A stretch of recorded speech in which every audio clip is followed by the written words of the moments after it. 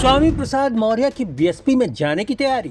अपनी ही पार्टी खत्म कर बीएसपी के साथ शुरू करेंगे सफर। मायावती के कसीदे गढ़ने में क्यों जुटे स्वामी प्रसाद मौर्य? कभी प्रदेश में मंत्री रहे स्वामी प्रसाद मौर्य ने बीजेपी से इस्तीफा क्या दिया, मंत्री पद क्या छोड़ा, उनके दिन ही गर्दिश में चले गए। सत्ता और संगठन से विदाई के बाद भले ही सपा का दामन थामा, लेकिन न वो खुद का भला कर सके न ही सपा का। नतीजा, कुछ दिन बाद सपा से भी बाहर का रास्ता देखना पड़ा। कुछ इसी तर्ज पर उनकी बेटी की विरासत भी खत्म हो गई, जो बतौर सांसद बदायूं से बीजेपी में जाने के बाद शुरू हुई थी। हालांकि बेटी संघमित्रा ने बीजेपी का दामन नहीं छोड़ा। ताजा मामला ये है कि स्वामी प्रसाद मौर्य एक बार फिर बहन मायावती के कसीदे गढ़ने लगे हैं। 2 दिन के भीतर 2 बार जिस तरह से उन्होंने मायावती की तारीफ की है, उससे यही लगता है कि वो नई सियासी संभावनाओं का दरवाजा खटखटा रहे हैं। यानी स्वामी प्रसाद मौर्य बसपा की तरफ बड़ी आशा भरी निगाहों से देख रहे हैं।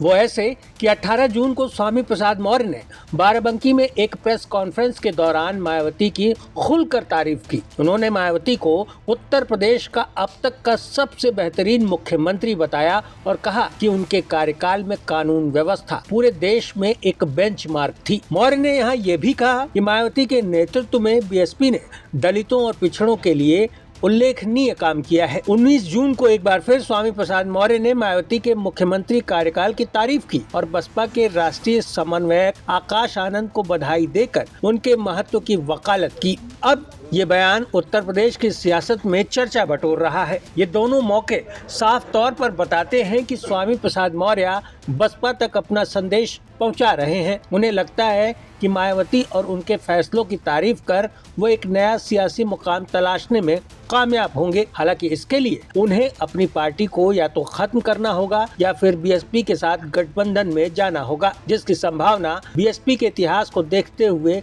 कम ही लगती है। वैसे स्वामी प्रसाद मौर्य के लिए बीएसपी पुराना घर जैसा ही है, क्योंकि वो एक समय मायावती के करीबी नेताओं में शुमार हुआ करते थे।